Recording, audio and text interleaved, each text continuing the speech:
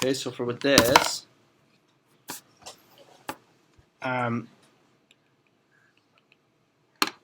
right, so what I think I would do here is try to get it so that the variables aren't on the same side, right? So for some of them, right? So I can see that, and you might use Desmos to help you with this, just because you're maybe not familiar with what the graphs look like, okay? But for I, the first thing I would do is take the 2x and I'd move it over. Or you know what? Easier, because the negative y, like it's the y squared is negative, I'll take it, I'll move it to the other side so it becomes positive, and then I'll bring the 1 back. Does that make sense? So I is going to turn into 2x minus 1 is equal to y squared, okay? And then I know what this graph looks like, but you may not, right? So if I were to do, you could type this into Desmos and get a picture, right? But does anybody know what the opposite of a square, what we have to do to get rid of a square if I was just to get y by itself? Square root it, right? So there's also something else that has to happen when you square root, right? And we'll cover this in this course. You just have to kind of take me at face value, right? It's like, and if anybody has done the quadratic equation,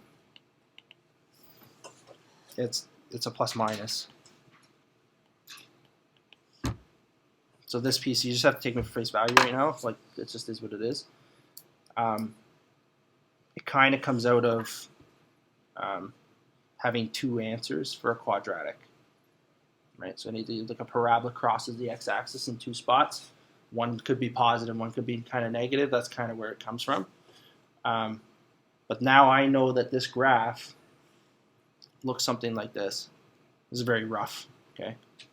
But I call it the hook function because it kind of looks like a hook, right? So the actual graph looks something like this. That would be the positive section. And then you also have a negative section because of the plus minus. So when you plug this into Desmos, you should see something that looks kind of like this, right? So when you do your vertical line test on it, it doesn't pass because it's crossing at two different points, right?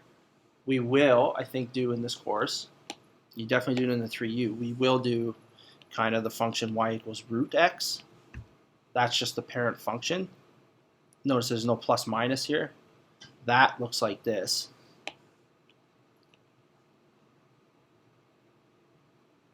That's kind of like half of a parabola turned on its side. That is a function.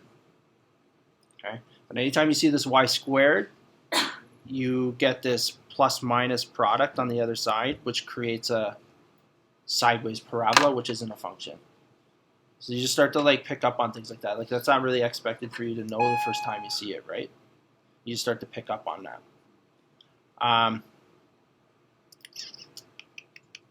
If we look at, you okay with that one? Okay. So you'll pick this stuff up, right? Like you just start to kind of figure it out. Once you see two or three of them, they don't really change, right?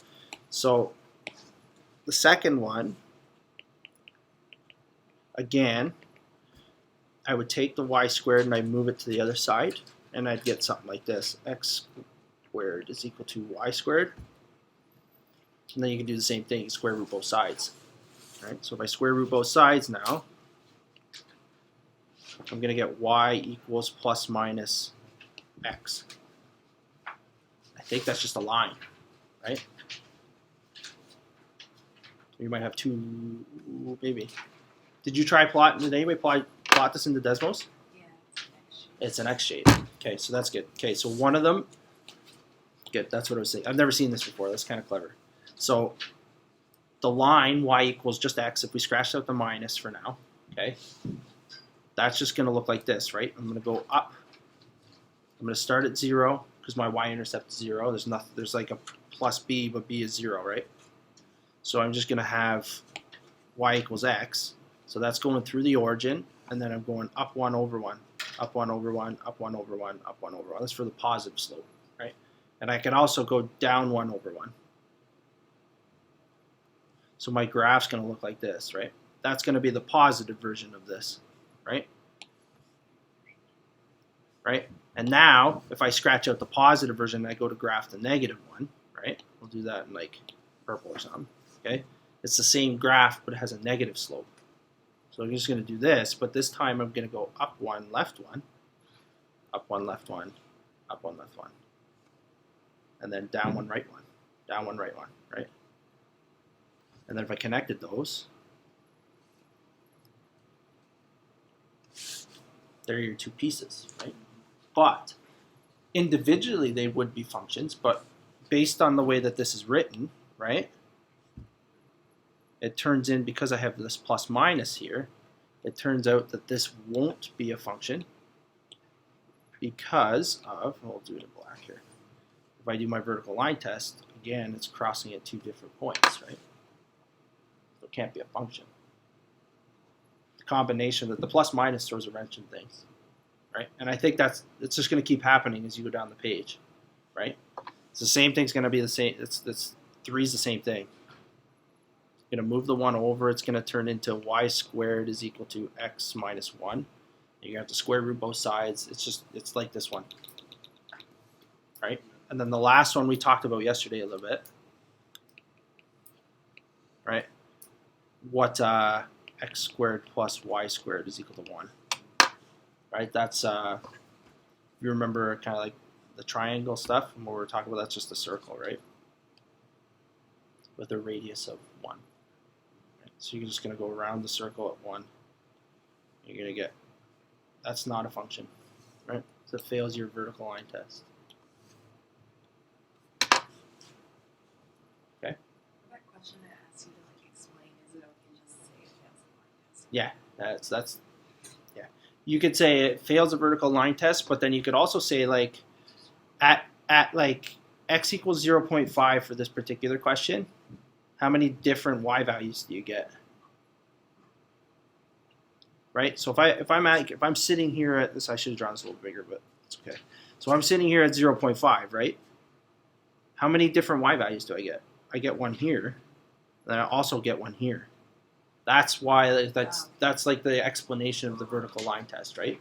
So if I'm sitting here at x equals 0.5, I can look up and see a piece of the graph, but I can also look down and see the graph. So it's not a function because of that. Okay? That would be kind of another way to put the vertical line test into words. Does that make sense? So explain why it fails the test. Yeah. It's just, and then you can apply that explanation to a table of values, right? Yeah. So if we saw like multiple y values for any particular x, that's what's visually happening on the graph. Is you're like standing at that x value and you can see two different y values, right? So then you know it's not a function, right? Does that make sense? Okay.